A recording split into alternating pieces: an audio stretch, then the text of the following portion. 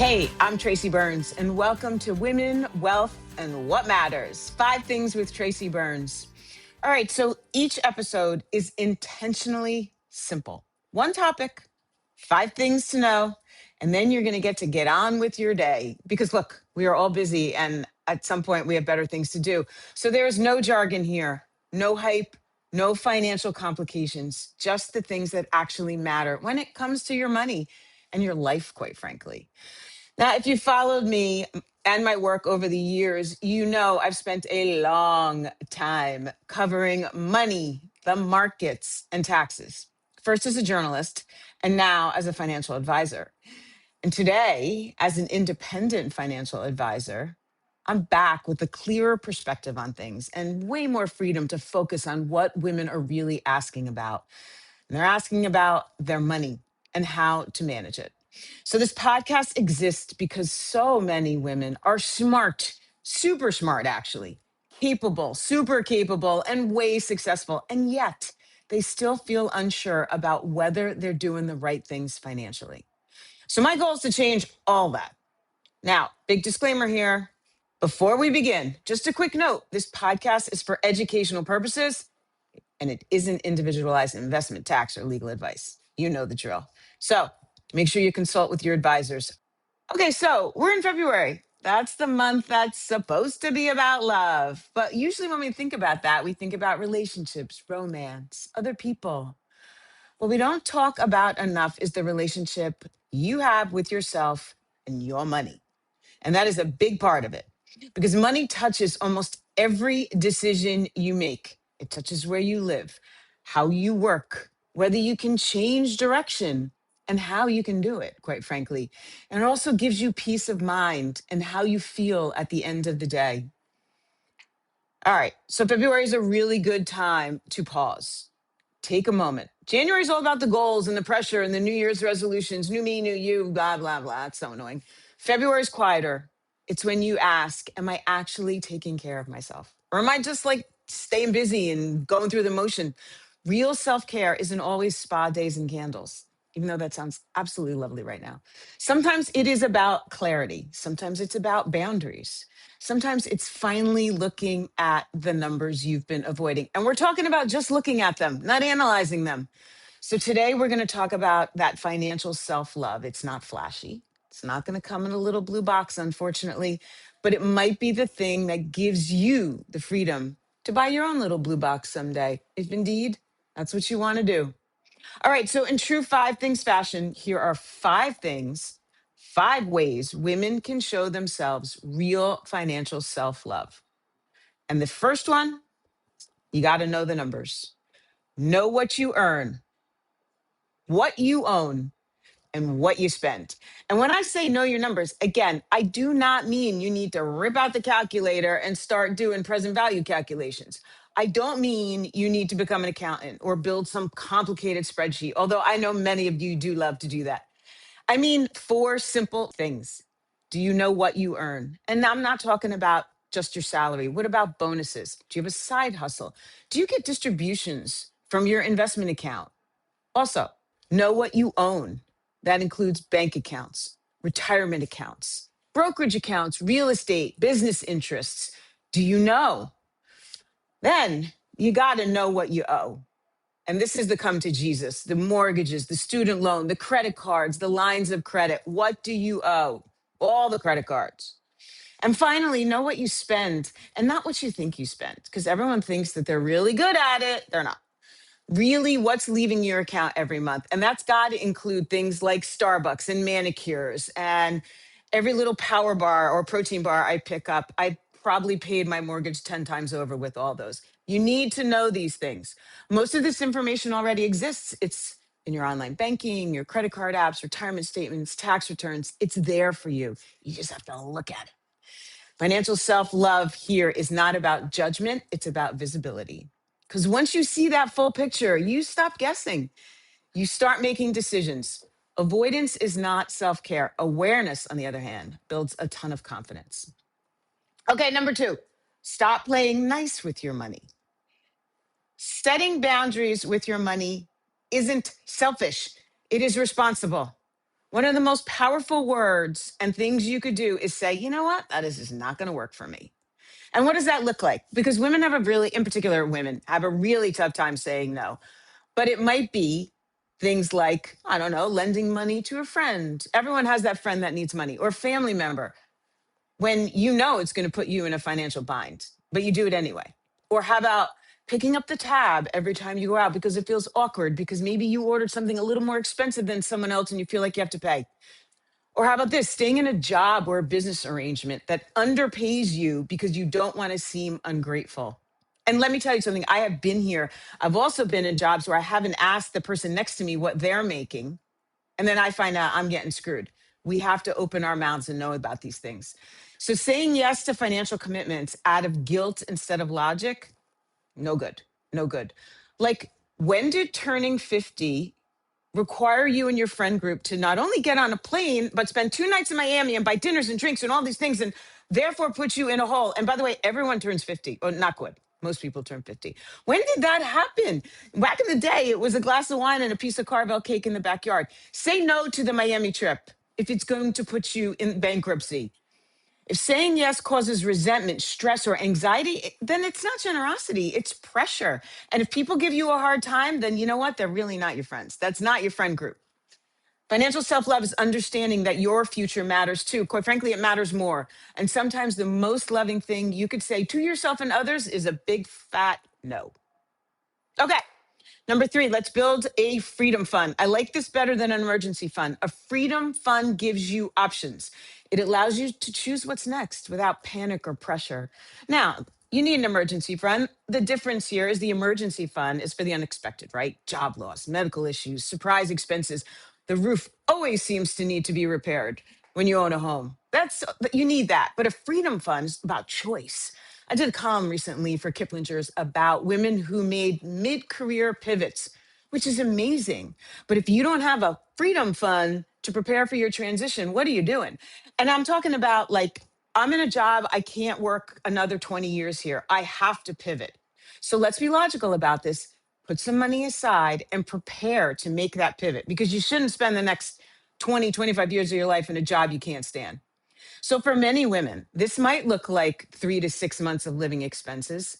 For others, the Freedom Fund, Emergency Fund, it may all be the same thing. You just need it, and you can call it whatever you want. I like framing it a little differently because it gives you freedom. You're not saving out of fear, you're saving for a purpose, you're saving for options. I think that feels better than say, I'm saving for an emergency. That's really scary. And choice is one of the most underrated forms of wealth. That freedom fund gives you choice. Okay. Number four, I love this one. Invest like you deserve to grow. Your money deserves to grow, and you deserve to understand how it's growing. Now, intentional beats perfect every time. This is something I hear all the time from women. I'm a conservative investor. Do you even know what that means? What they often mean is that no one ever explained to them what investing is in an understandable way. So therefore, they're just cautious and scared and fearful, and they think the thing is whole frightening and scary. The important part here is the wording. Being conservative in the financial world means you're going to put your stuff in very conservative assets like bonds, like stuff that pays you a little bit of interest every month. On the flip side, being aggressive means you want to be in the stock market. It does not mean you're reckless. And I think we need to start to talk about this more. It doesn't mean you're going to put everything in one stock, cross your fingers and toes, and hope it works out. It simply means you want to participate in the market because over long periods of time, that's where growth happens historically. You want to be growth oriented and still be thoughtful. You, therefore, are aggressive. It's okay. And I think women sometimes hear that word and they think it's the big burly man who is aggressive and starting a bar fight. That is not what it means in the land of finance. So own your own diversified funds, understand them. Maybe we stop using the word conservative so much. Maybe we start saying, please explain this to me. You can spread risk across sectors and time horizons. Think about it this way. If your retirement money sits in a savings account, earning 1 to 2%, it feels safe, sure.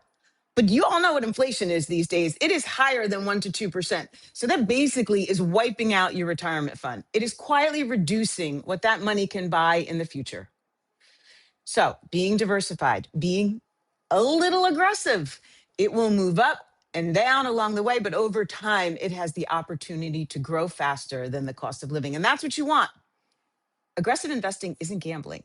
It's giving your money a job, which, by the way, your money should be a side gig.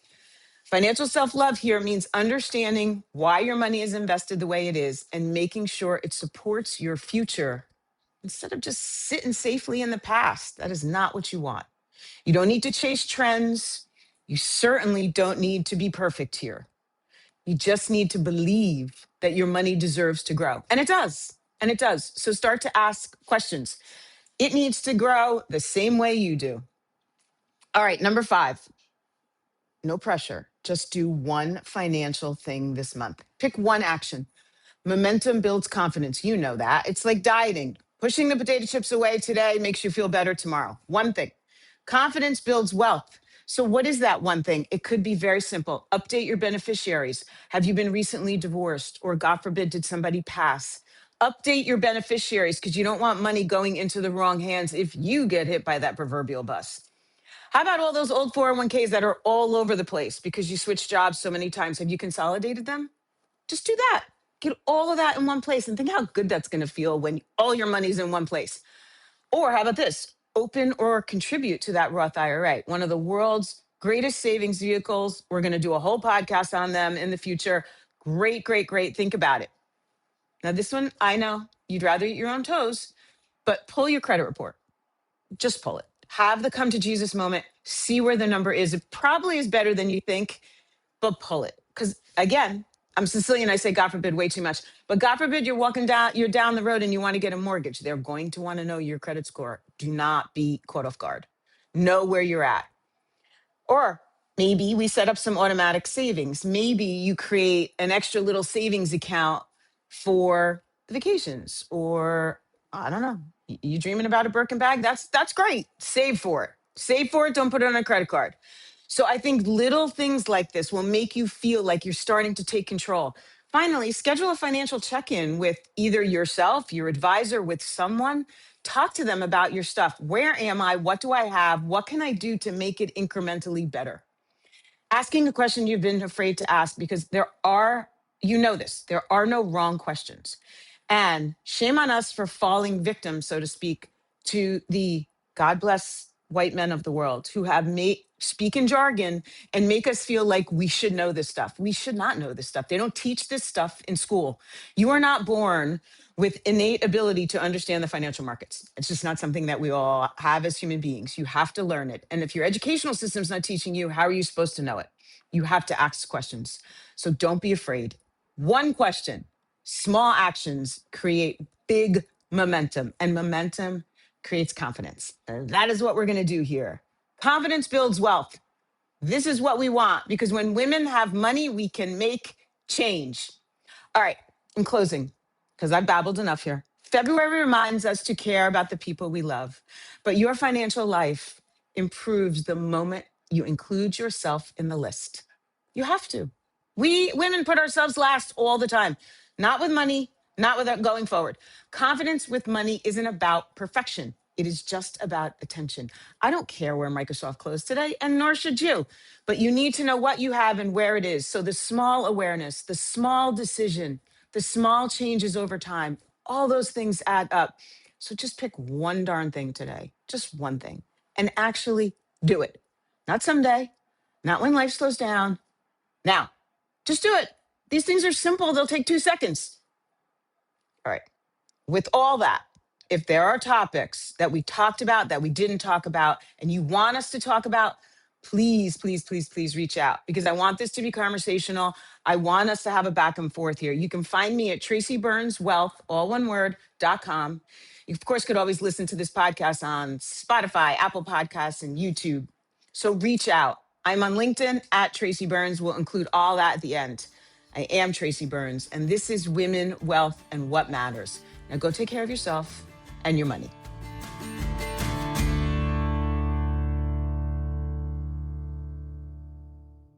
Lebenthal Financial Services, Inc. is a FINRA registered broker-dealer. The content of this podcast is intended for informational purposes only and is not intended to be investment advice. The views expressed in this podcast are subject to change based on market and other conditions. Information about the qualifications and business practices of Lebenthal Global Advisors, LLC is available on the SEC's website at www.advisorinfo.sec.gov.